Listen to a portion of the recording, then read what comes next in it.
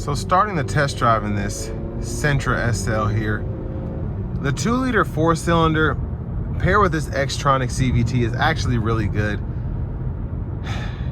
It's just the perfect amount of acceleration for a car like this. It feels great under throttle. The CVT does a good job of keeping that power band linear. You're not having any sort of lag like you would from a turbo, and especially for a commuter car, it's relatively quick.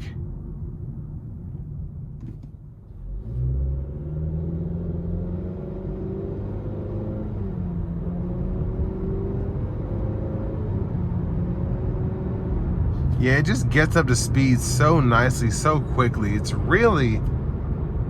can be fun to drive, and I'm not even in sport mode yet.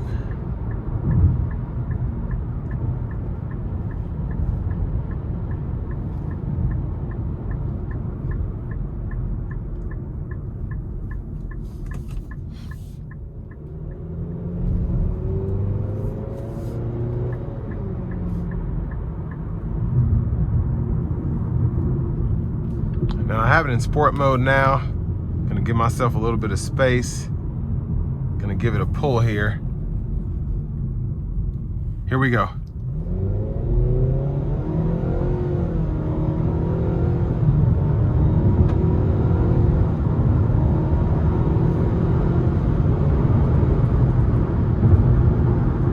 Again, it's quick with the CVT. What I like about Nissan CVTs in particular is they're meant for fuel efficiency, but they're quick as well, which is just something you don't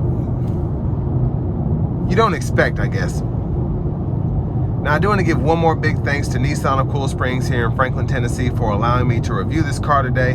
I'll leave a link below in the description. If you're looking to find the best price on one of these closer to home, click that second link down below. It takes just a minute to fill out your information, and I'll make sure the local dealers are fighting to get you the best price on this or whatever new vehicle you might be interested in.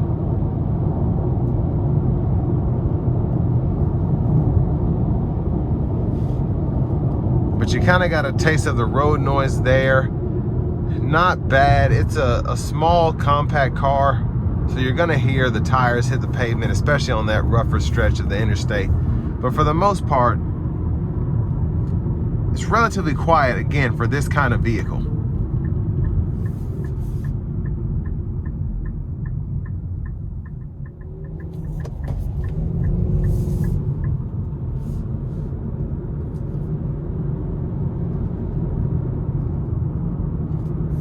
Now, in terms of what you get for the money, I mean, $31,000 really isn't that bad, I think.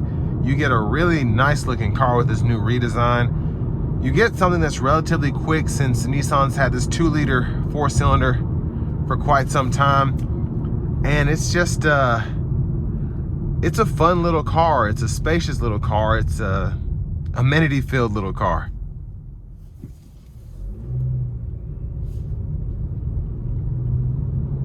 But on top of that, I mean, the fuel economy, pretty good. Almost can't be beat. I mean, for the power this car has, again, for the space, to have that fuel economy on top of that for the money is just phenomenal, especially since you don't have a hybrid setup here. But I like the new display. They did a good job with that without having to spend too much money, it looks like. I like the new kind of soft touch buttons here. That's really tasteful. And the new steering wheel is